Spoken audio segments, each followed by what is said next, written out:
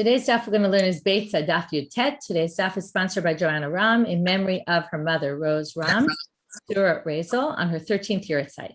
She's still with me every day, my inner teacher.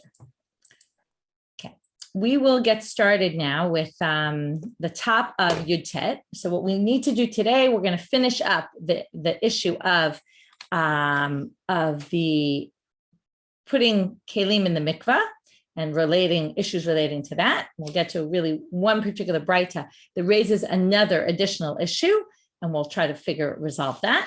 Then we'll figure out what the Mishnah meant. We still had left the last few lines of that Mishnah. Matbilim migav legav and michabura lechabura. What is that talking about? And then we're going to get to a new Mishnah, which is going to be a little bit complicated again about what exactly the machloket Beit Shammai Beit Hillel is about, an issue relating to Yantif, and it's going to be specifically sacrifice related. And from there, we're going to get off into a whole bunch of different opinions about what exactly the debate is. That's an overview of our daf. I'm going to start from the top, second line on Yud Tet. Tanu Rabbanan.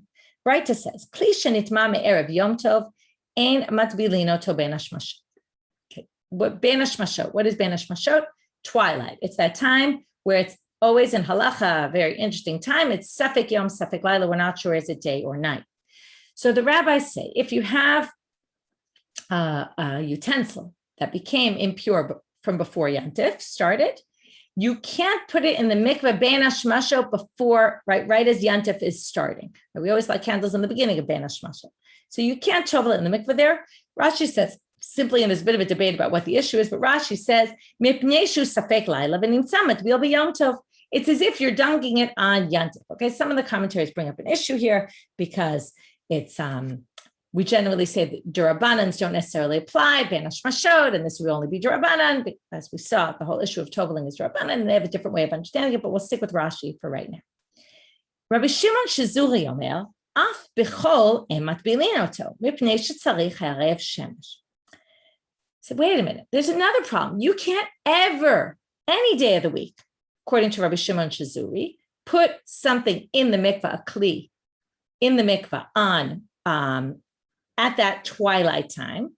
Why? Because it needs ben hashmashot. Okay, I'm sorry, it needs harev shemesh. What is harev shemesh? Harev shemesh is that when you go to the mikvah normally. Okay, let's forget about a woman who's in nida and a woman who gives birth. There are exceptions to the rule. They go to the mikveh at night. Most people go to the mikveh in the morning or during the day, and then they have to wait till harev shemesh, till the sun sets, which usually we're machmir, we say tzedek kochavim, but again, it all depends on what you hold, is ben hashmashot, night, day, whatever. So you have to wait till nighttime for it to click in that, oh, this is actually fully pure. The same thing applies to utensils. So therefore, Rabbi Shimon Shizuri says you can't ever, okay, now the rabbis kind of decreed, don't ever tovel anything in the mikveh in that twilight hour. Why? Because you might forget that it needs harev shemesh, or you might think, oh, well, this is already, right, I'll do it immediately because it's going to be not dark, and as soon as dark hits, great. But it's really a problem because, right, you might get confused with this whole law of harev shemesh. Obviously, you want it, and that's why you're doing it at twilight, because you want to use it that night, probably. So if you do that, though, you're missing harev shemesh because you're in the ben hashmashot time, which it's already nighttime, and you really need harev shemesh of the next day.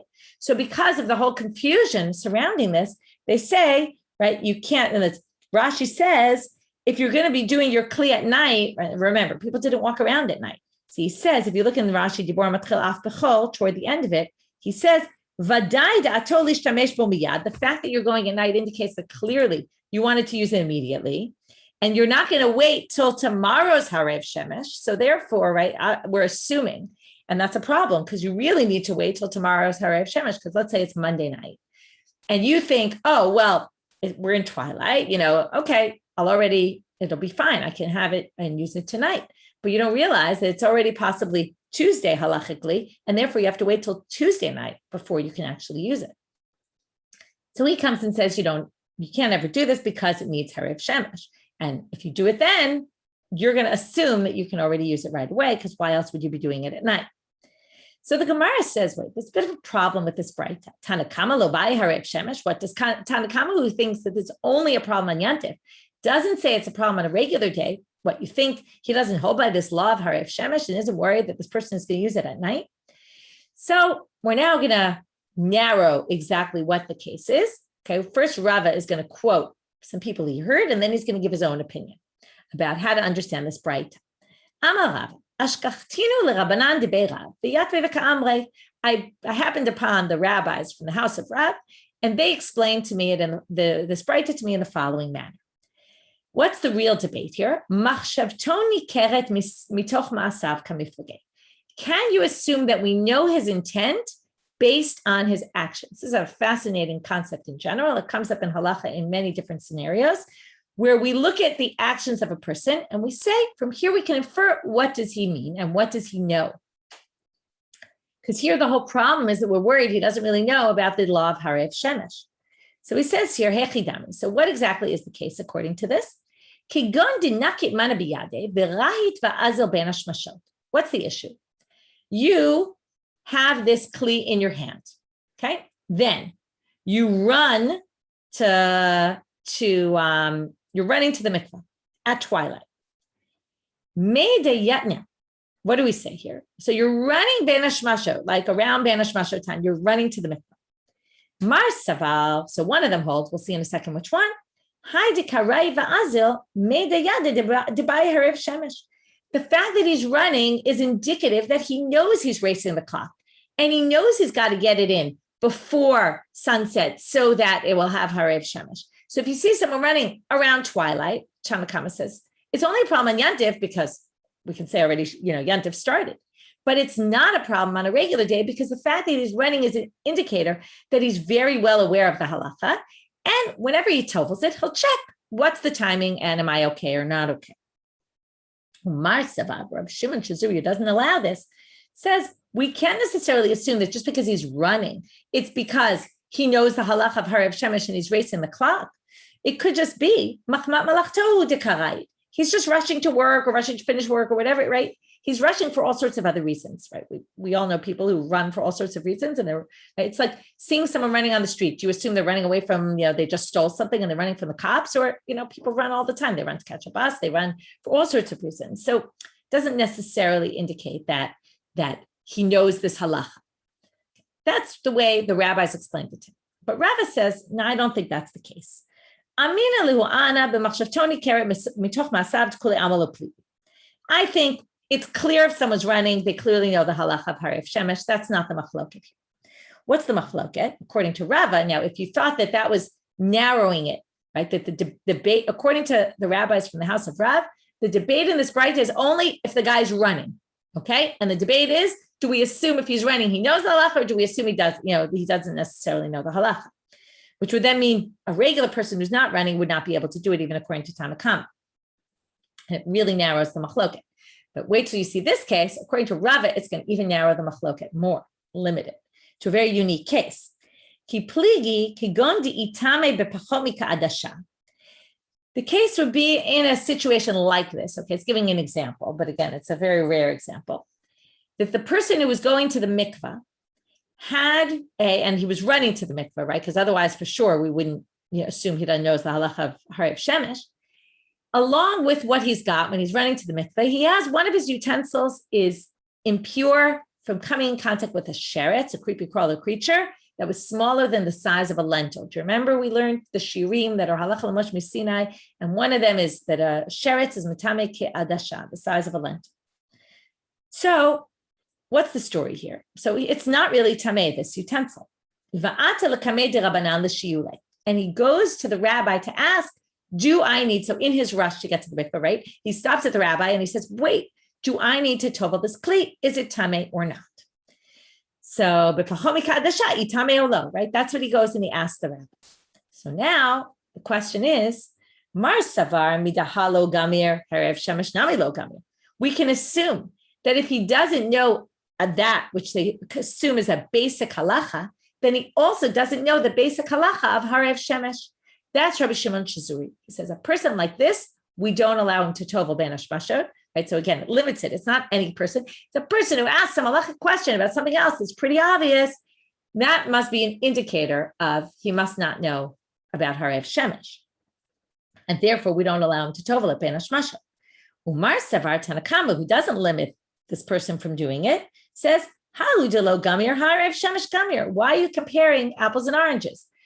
Shiurim, like Ka'adasha, that's not something that's explicitly in the Torah, but harev shemesh is explicitly in the Torah. So therefore, you can't assume that just because he doesn't, now, first of all, whether it's in the Torah or not in the Torah, one could also just say, right, we all are like this. We all know certain things, and certain things we know very clearly. And one of the things Daf Yomi teaches us is, that there's many things there that we never saw before, don't know. And there's certain halachot we know very well. And there's a few that, there's other halachot that we don't necessarily know. So the fact that somebody knows, asks a question about one thing doesn't necessarily mean that they don't know something else. So it's a very interesting argument that Rava makes here, right? In other words, that he says, this is the machloket. Can we assume that if someone doesn't know this halacha, he's not going to know that halacha? Or can we not make assumptions about what people know based on what we see they do know, right? It's not, doesn't necessarily indicate, if we know they don't know something, it doesn't necessarily indicate they don't know something else. So again, both of them very much limit the machloket, because otherwise it doesn't make so much sense. Why would Tanakama say it's fine during the, any weekday, and Rabbi Shimon Chazuri say it's not? Okay, that was way off our topic, because our topic was really Yantif. Through that about Yantif, we got off on a tangent about this. Umatbilim migav legav. Now we want to try to understand, what does this mean, matbilim migav legav? I say we're going to try to understand, because even the Gemara itself is not so clear. Tanu Rabbanan. So in order to explain what this means, we bring a Beitzah. Ketzad migav legav. Here we're going to get a good explanation. Harotze la'asot gito agav kado v'kado agav gito oseh. That means if you toveled, okay, we're going to go with Rashi to start, then we'll explain the Rambam, who has a different way of understanding, and there's others who go in the Rambam's approach also. Rashi says, let's just read Rashi. It's where the lines get wide in Rashi. Mishayu kelav tme'in. Someone had impure vessels. Vihit bilan before Yantif. He put them in the mikvah. Lidat drichat zeitav, in order to put his olives to press in there. And then he changed his mind. That's this gito agav kado or kado agav gito. He started with the intent for olives and then changed and said, oh, you know what? I want to use these utensils for wine instead. Where he started with wine and then he switched to olives. Some people have, instead of kado, they have bado, because the Beit Habad is where they did the olive press. You can see how kaf and bet could be interchangeable. Someone can make a mistake about them. In any case, the point is, according to Rashi, First, he toveled it for one intention, and then he wanted to switch it to another. Now, you might be thinking, whoever said you have to have intention when you tovel it? So that's what Rashi is going to say exactly. So he says, if you skip another few words, he says, you actually don't have to tovel it again in order to change use of the utensil. The fact that he wants to dunk it a second time, right? It's someone who wants to be extra stringent and do this, even though there's actually no need whatsoever. Therefore, it's not fixing anything, because in the end, it's not necessary at all. It's fine. So because of that, right, it comes the right. You can do something because you're not actually doing anything. Right. The whole problem, at least one of the options, was that it's mitaken kli, right? It looks like you're fixing a utensil, and you can't fix a utensil, and therefore, in this case, you're not actually fixing anything because you're not actually doing anything. Now, it's a weird commentary of Rashi, because we're talking about someone who's doing something that he actually doesn't even need to do. So why would we even be talking about this case? So the Rambam understands this differently. The Rambam understands that if you tovel something for one level of purity, and then you want to use it for something that's higher level in purity. Like, let's say you keep all your chulin al taharat hatruma, right? You treat it as if it's truma, but you're not really using it for truma, but then you want to use it for truma, or you were using it for truma, now you want to use it for sacrificial meat. All those are higher levels. So if you want to use it for a higher level tuma, then a higher level of purity, then you'd have to tovel it again. But the point is that this kind of tefillah, the fact that you need to tovel it again for a higher level purity, is only a rabbinic decree. Since it's a rabbinic decree, the rabbis didn't forbid it on Yantif. In other words, it's like when it's a doraita tefillah that you really need it for, it has to be pure, then we're going to say you're fixing something and you're not allowed to do that. So the Rambam is a huge advantage, because it actually is a halachic tefillah. It's just we're going to allow it because it already was purified on a D'oraita level, and therefore it's not the same kind of fixing a kli as it normally would be, and therefore we're going to allow it. And likewise, the Chabura is also going to split into two explanations based on this Rashi Rambam Machloket, and as I said, others as well. Ketzah mechabura lechabura, haya ochel b'chabura zo, v'rotze le'echol b'chabura acheret, hareshut biyado. If you're eating now, Chabura usually we associate with Pesach. So Rashi says we're talking about you're in one group for Korban Pesach, and you want to switch to a different group, and you put your kelim in the mikveh and purify them in order to eat with one group, and now you want to switch to a different group, so you want to tovel your dishes, your vessels again. Now again, you don't really need to do this, but if you want to do it, to be stringent, so you can even on Yantif because it's fine. The Rambam will explain it. No, you're with a Chabura of people who are eating, let's say, Truma, and you want to move to a Chabura of people who are eating sacrificial meat. So again, you're going to a higher level. So again, that we would allow you to do. So again, there's a debate about how exactly to understand this. Okay, so that's last Mishnah. Now we're going to a new Mishnah. As I said, we're now going to be dealing with sacrifices. Beit Shammai omrim, mivi'im shlamim. Can you, again, our whole topic in general is what can you do on Yom Tov? That's what our whole Masechet is dealing with. So you're standing on Yom Tov right now. We already know that on Yom Tov, just like Shabbat, you can bring all the korbanot olah, like the korban tamid, and all the obligatory ones of that day, the musaf offerings of the holiday. Of course you can bring. Otherwise, why would they be telling us bring on the first day the sacrifice if you couldn't bring?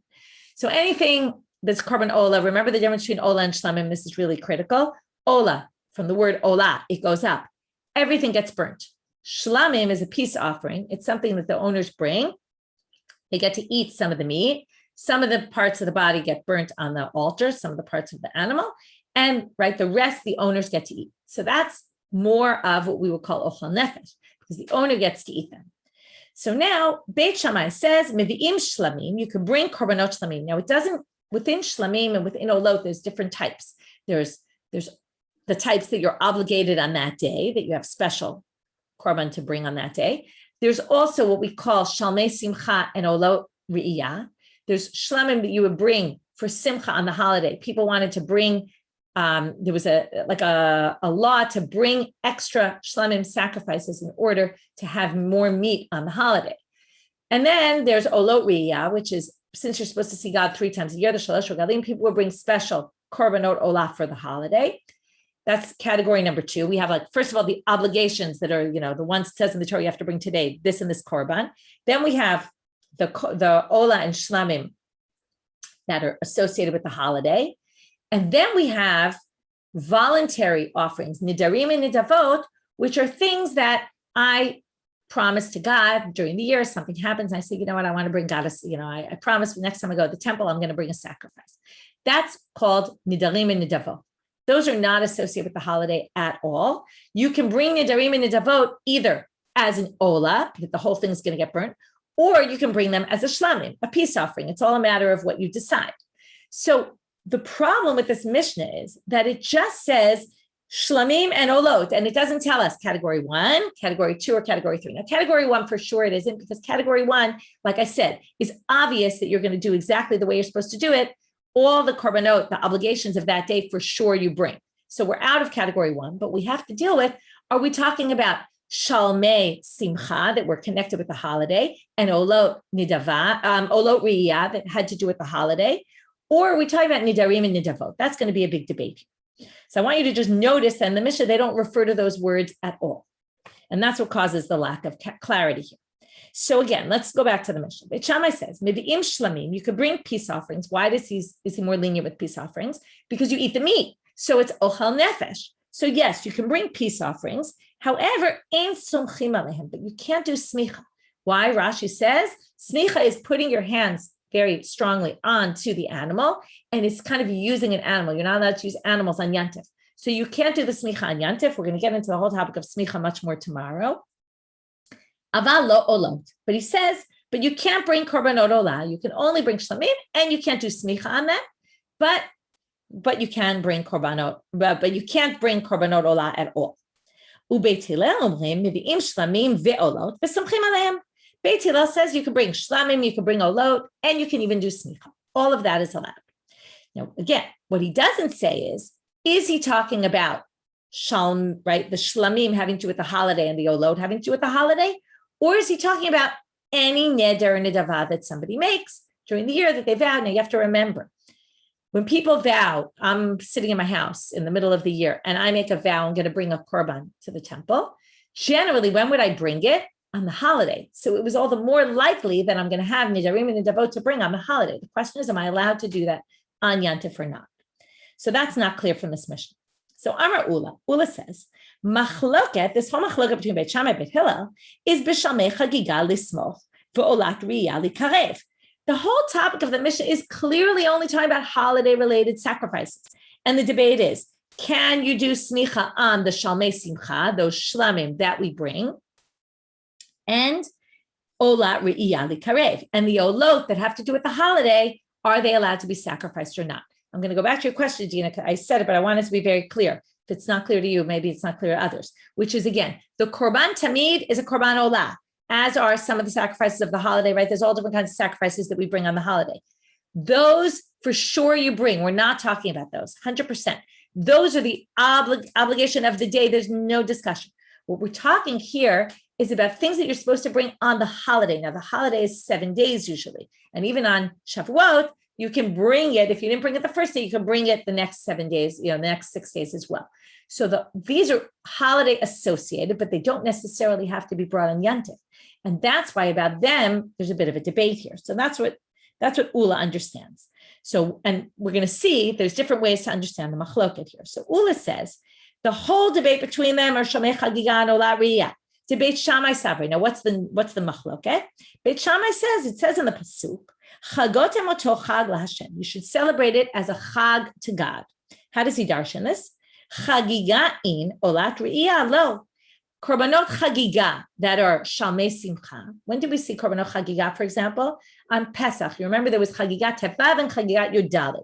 Right? Chagigat Yudalit were sacrifices that we sacrifice on the 14th, Erev Pesach, in order to have extra meat to eat that night. Remember, these are ones that we can eat the meat, but they're brought l'chvod the holiday. And then that was different from the ones that they brought on Tevav. Now, by the way, they call it Chagigat Tevav. That would seem to indicate that we can bring it on the holiday because Tevav is Yantif. Okay? So he says, only Chagiga, yes. And as everyone agrees, Shalmei Simcha you can bring, Shalmei Chagiga. These are because you're going to eat the meat of it. So, of course, it's Ochal Nefesh. So those are allowed to go on Yantif. But the Olat Riyah, the special ones, right? Olat Riyah lo. Okay. Beit Shammai says you can't bring Korbanot Olah that are these special Olot that people brought for Aliyah LaRegel. Again, it's not the same as the Korban Tamid and all those. Those happen no matter what. But these are special ones called Olat Riyah. And those you can't bring according to Beit Shammai. Beit Hillel says when they said you can bring shlamim and olot, what were they referring to? The korbanot olot re'iyah. Of course, you can bring them on the chag. Beit Hillel says la Hashem. It says v'chagotem oto chag la Hashem. La Hashem means called la Hashem. Anything that's for God, meaning even sacrifices that go all to God. So Beit Hillel thinks you can. Aval, according to Ula, now this is the key line. Nidarim u'nidavot divrei hakol ein krevim b'yom tov. But everybody agrees. They're not arguing about. If I make a personal vow, of course you can't bring that on Yantif, even a shlamim, even if it's to eat the meat. I can't bring those on Yantif, no way. Rav Adabar Ava says the same thing. These are two Amoraim who hold that way, to which the Gemara says, Meitive, but that contradicts the following source. Okay, Tanaitic source. Amoraim can't contradict the Tana, unless what? Right, either, and we're going to see both approaches here, either they can reread the Tana to match what they say, right? Which we can do because sometimes Brightot got passed down incorrectly, or right, it was all passed down orally. So they could say, oh, there was a little mistake here, let's fix it. Or they could say, I hold by a different Tana. It's a machloket between Tanaim, and I hold by a different Tana. We're going to see both those approaches here. So Meitive, Amar Rabbi Shimon ben Elazar. Again, I just want to hone in on our key points because we're going to see lots of other things throughout. The key point is Nidarim and Nidavot, can you bring them on Yantif or not, right? These voluntary offerings that I vowed during the year that I want to bring to the temple when I go on the holiday and I bring them, can I bring them on Yantif or do I have to wait for Chol HaMoed? So, Rabbi Shimon ben Elazar says, Lo nechleku Beit Shammai uBeit Hillel al olah she'ena shel Yom Tov v'she'ena kreva b'Yom Tov. Okay, so now we're going to start with what they don't disagree about, what they do disagree about. So they don't disagree about, number one, a korban ola that doesn't have to do with yantif. That's a neder unidava. We're going to now split neder unidava into olot and shlamim, right? As I said, there's two types of voluntary offerings. If it's a gift offering that I offered, that's a korban olah. It's supposed to be burnt completely to God. Of course, I can't bring that on the holiday because it has absolutely no relevance to the holiday. I can't eat the meat, so it's not ochel nefesh, and it doesn't have to do with the holiday. I'm not obligated to bring this on the holiday, so no, I can't do that. Everyone agrees. Ve'al shlamim shehem shel yom tov shekrevim b'yom tov. If it's shalmei simcha, shalmei chagiga, those special chagiga offerings that we brought so that we'd have more meat to eat on the holiday, of course you can bring that on yantiv because it's ochel nefesh. So what's the debate between them then? The debate is about the following two things. Al olah shehi shel yom tov, the olot re'iyah, that's one thing they argue about, that Beit Shammai says, since it's for the, Beit Hillel says, since for the purpose of the holiday, you can do it. Beit Shammai says, since it all gets offered to God and you don't eat any meat, you can't. And here's the key line, al shlamim she'enan shel yom tov. If it's a shlamim that doesn't have to do with the holiday, which what would that be? A vow or gift offering, a neder or nidava. If I have something like that,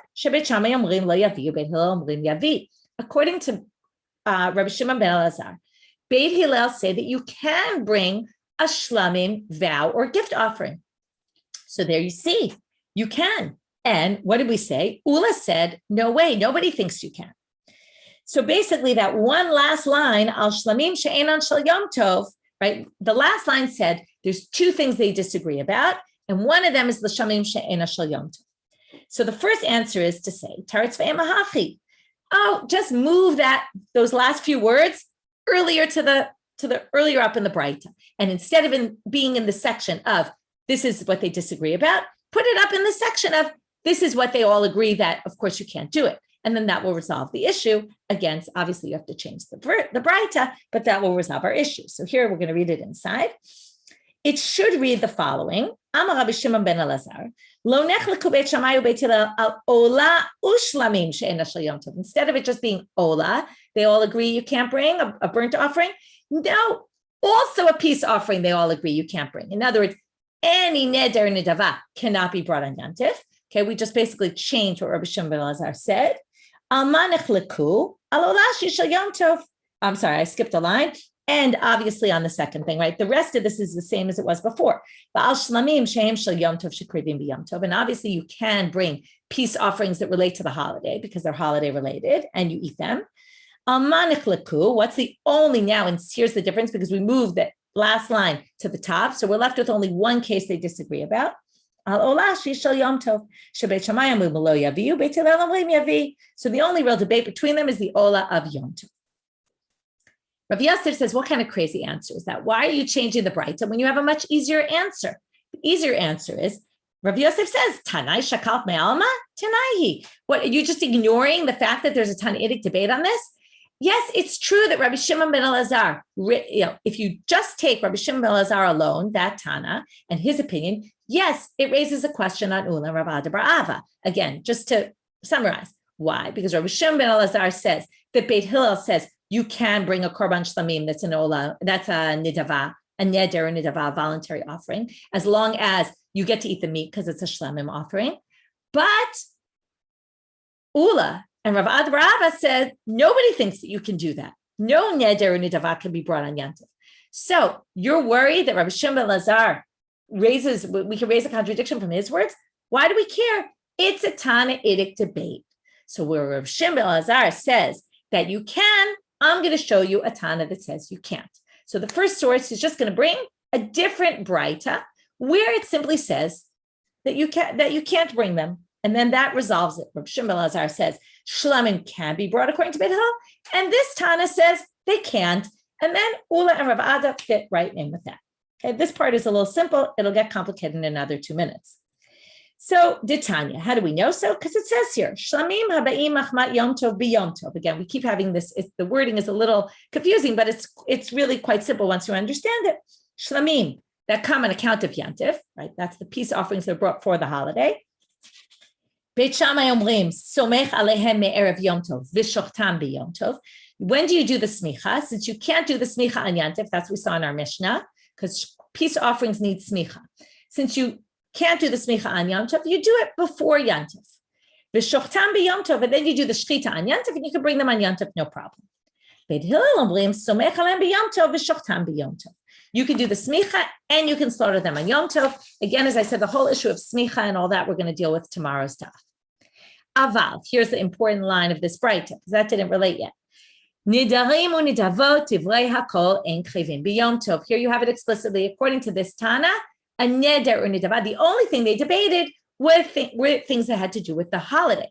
But when it comes to a voluntary offering that I just promised I was going to bring it, of course you can't bring that on Yom Tov, and that's who Ulam Rav Ada bar Ada hold by, Rav Ada bar Ava hold by, not like Rabbi Shimon ben Elazar.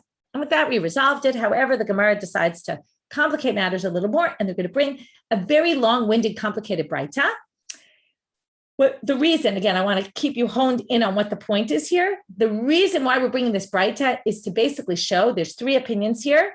Two of them are going to hold on one side of the debate, and one of them is going to hold on the other side of the debate about whether Nidarim and Nidavot can be brought on Yom Tov. And basically, we're going to show this is another proof, another source that there's a Tannaitic debate, okay? So that's the reason why we're bringing this. However, we're going to get into a whole bunch of other things along the way.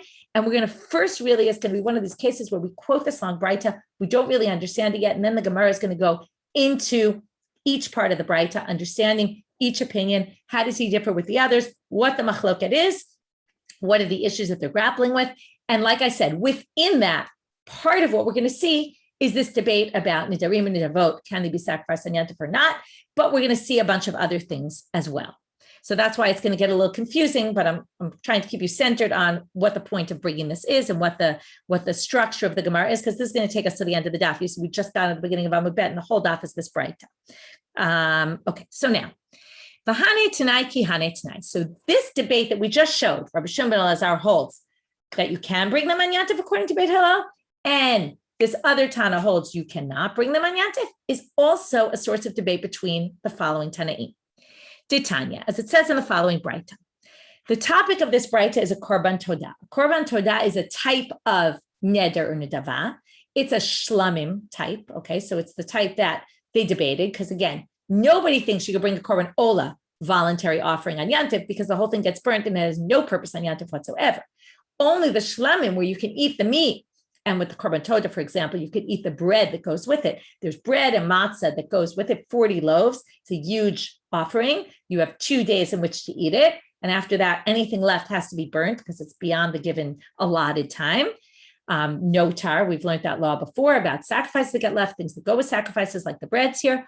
And the main thing you have to know about Todah is 10 of those loaves are chametz, right? Usually you don't bring chametz to the temple at all. The shtei halechem you bring on Shavuot are chametz, and the korban todah is chametz. All other breads, even the lechem apanim, if you remember, is not chametz at all. It's matzah. So and you'll see why this is relevant, because the korban todah has chametz involved. Okay, we're going to talk about that in a minute. So, okay, this is a pretty obvious halacha to which the Gemara is going to say, this is so obvious, why are you even saying this? You can't bring a korban todah on Pesach because it involves chametz. And Pesach, you obviously can't eat chametz. So we'll get back to that in a minute. And you can't bring it on Shavuot, because Shavuot is only 1 day, and 1 day is Yom Tov. You can't bring it on Yom Tov. This sounds very similar to Yom Tov. Gita, you're asking about Mizmor LeTodah. I'm going to get back to it. I waited specifically because we're going to talk about it in a minute. Aval mevi adam todato b'chag Sukkot. But you are allowed to bring your korban todah on Sukkot. So basically, you end up, it's very odd, right? You promise I'm going to bring a Thanksgiving offering. Right? This is why we say Birkat HaGomel on the same things why people would bring a Thanksgiving offering. If you went overseas, if you went, right, all different things, you got out of jail. Okay, we'll talk about 4 different things. Right, apropos those who just escaped from jail and finally got caught last night. Anyway, so there's 4 reasons why you, when you bring a korban todah, because of that, as Gita was pointing out, we say Mizmor LeTodah in our prayers every day. That's in place of the possible korban todah that you could have brought on any day, and that's why there's certain days of the year you don't say them, which we'll get to in a minute. Okay, so. Lo ba'atzeret mipnei shu shel Yom Tov. So you can't bring this korban todah not on Pesach because of the chametz, not on atzeret, not on Shavuot because it's a Yom Tov, and you can't bring a voluntary offering on Yom Tov. Aval mevi adam todato b'chag Sukkot, but you could bring it on Chag Sukkot. Okay, we'll get back to this now. What day of Chag Sukkot, right? We'll see. presumably not the first day, just like you can't bring it on Shavuot, it's a yantiv. Rabbi Shimon Omer, so remember now, it's a shlamim and it's a voluntary offering. So that would show, this seems to indicate, you can't bring voluntary peace offerings, even though you can eat the meat and other parts of it, right? In this case, the breads also, you can't bring them on yantif. That seems to prove. That's the first opinion. Rabbi Shimon Omer, Harei Omer, in the verses, these are psukim from Dvarim, chapter 16, Tet Zayin. B'chag hamatzot u'b'chag hashavuot u'b'chag hasukot. Okay, it talks there. First, it says, it starts off, this is important for later on the daf, so I'll set it up for you right now. It starts off in verse 13. It says, Chag hasukot ta'aseh lecha shivat yamim. Make yourself a holiday of Sukkot for 7 days. And then it's right when you gather the crops, you should be happy on the holiday. We've seen this psukim in Masechet Sukkah, if you remember. Then it says you should celebrate for 7 days, right? Bayitach sameach. Sameach is usually also sacrifices. Shalosh pamim b'shana, 3 times a year. Yera'eh kol zevchocha, the males should go see the face of God. Okay, b'chag hamatzot, b'chag hashavuot, b'chag hasukot. And then it lists those 3 holidays together. So what does Rabbi Shimon say about this? He says, it says b'chag hamatzot, b'chag hashavuot, b'chag hasukot. Therefore, we're going to compare these 3. Kol sheba b'chag hamatzot, ba b'chag hashavuot, b'chag hasukot. Seems to be saying anything you can bring on Pesach, you can then bring on Shavuot and on Sukkot. The simple reading sounds like he's saying, you can't bring a korban todah on any of the 3 holidays. Since you can't bring it on Pesach, you can't bring it on the others as well. Rabbi Elazar, Rabbi Shimon Omer, third opinion, Mevi Adam todato b'chag hasukot, b'yotzei b'yedei chovato mishum simcha ve'en yotzei ba mishum chagiga. He seems to add this extra point at the end, but first he says a korban todah can be brought on Sukkot. And then he says, and also you can use your korban todah also to fulfill your mitzvah of simcha, your shalmei simcha, but not to fulfill your chagiga. Okay, we're going to have to understand what that means. Also not so clear. So again, there's a lot of things not clear here. We're going to start explaining them. And remember, the whole reason we're bringing this is to show there's a Tannaitic debate. Can you bring shlamim on, right, voluntary nidarim and nidavot that are shlamim on yantif? We didn't really see anything explicitly about it, but soon we're going to understand once we understand the Beitzah better, right? We saw the opinion that clearly says no. We didn't exactly see the opinion that says yes. We're going to have to figure out how. Amar mar. So let's go back. Amar mar means we're going to quote something from before. Right? You can't bring the todah on Chag HaMatzot, on Pesach, because it has chametz in it. To which the Gemara says, pshita, that's totally obvious. Right? How can you even think you could bring something that has chametz in it on Pesach? Amrav Adabraid Rav Yitzchak, Amri Rav Shmuel Bar Abba. One of them said it. Hacha ba'arba asar askinan. We're talking about an Erev Pesach, and that's why I'm going to respond now to Gita, what you said before. If you ever notice, we don't say korban todah, is more todah, not on Erev Pesach, not on all of Pesach also, and not on, this was just Erev Yom Kippur, right? Erev Yom Kippur, because you're supposed to eat it the next day. Can't eat it, right? Erev Pesach, why not? The point is, theoretically, maybe I could eat it all within the beginning, the morning of Yud Daled, but I can't because it's not enough time. Remember, you can't eat chametz already from 4 or 5 hours, right? Depending on the different opinions we saw in Pesachim. But the point is, it's already forbidden to eat. So you won't be able to eat it. You won't have enough time. And then what will happen? You're creating a scenario. This is like we saw Sugya the other day, where if we allow you to do something, you'll likely come to transgress something else, right? You'll likely not end up eating it all in time because it's a huge amount of loaves of bread. You won't be able to have enough time to eat them. And then you're going to end up having to destroy it because it'll become notar, it'll be left over. And we don't want you to go into something knowing that you're going to destroy kodashim, sacrificial items. We'd much rather you eat it all. And therefore don't bring it on Erev Pesach. And that's what his chiddush is. Because obviously you can't do it on Pesach. Okay, like I said, this isn't our topic. We're going to move on. So here it's clear. Right? It's obvious now he holds on that side of the debate. You cannot bring voluntary offerings on Yom Tov, even if you can eat the meat. So when he says then, but you can bring it on Sukkot, what's he talking about? So when? Clearly, he's not talking about that. We already said you can't do it on Shavuot because it's Yom Tov. Obviously, you can't do it on the first day of Sukkot. Ela, it must be b'cholosh hamoed. It must be teaching you it's chol hamoed that you can bring it on Sukkot. That's the first opinion. Rabbi Shimon Omer. Now we're going to go through this weird statement that Rabbi Shimon made. Right now we're on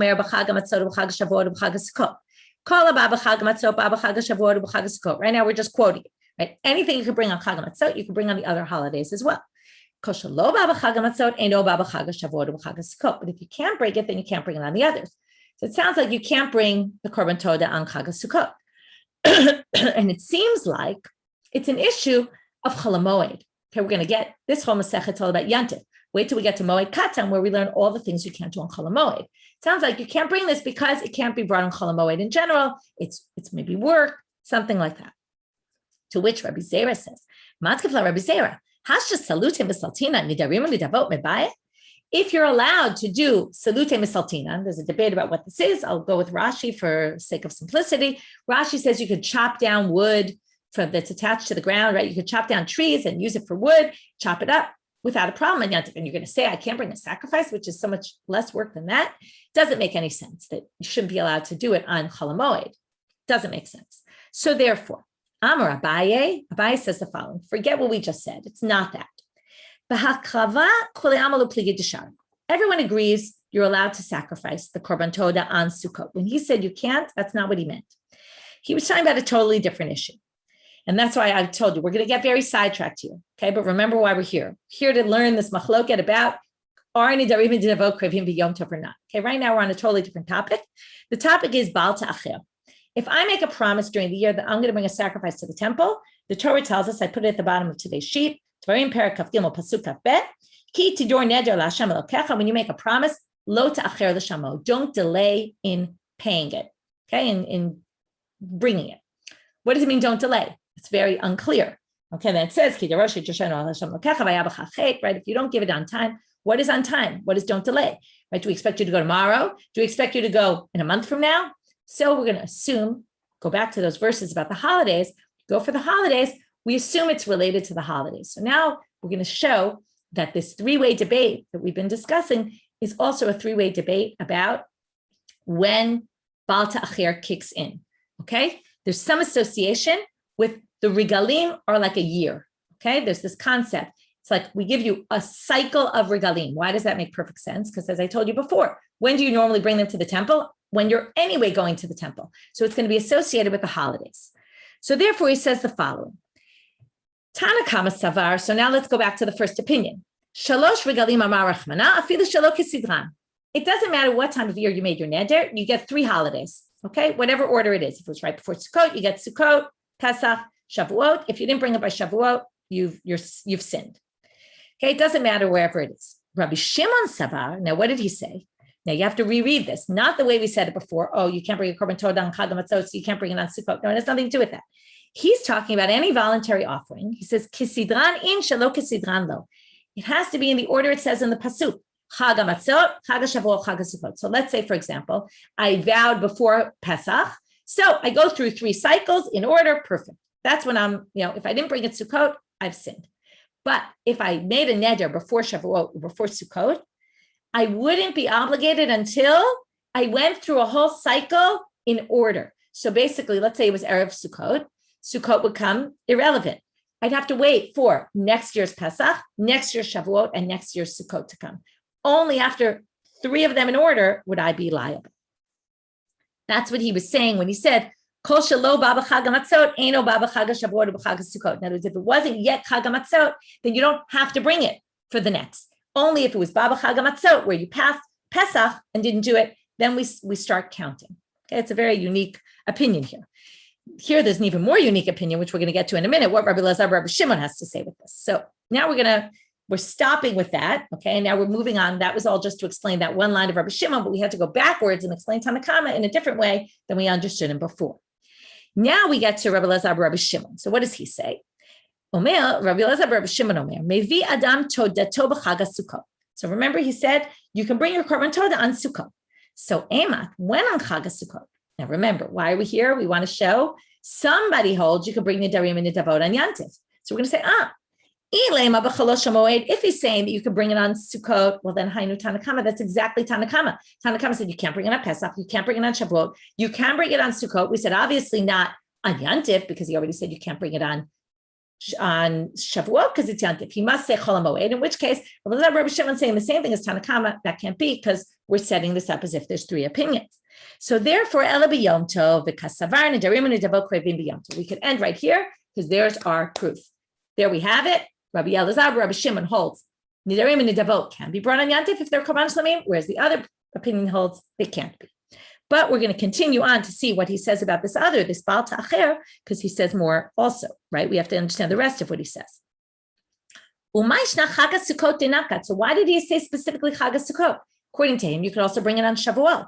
So why did he say that? That's because he has a unique opinion about Baal Ta'acher. Rabbi Elazar, Rabbi Shimon L'Ta'ameh. He goes according to his opinion.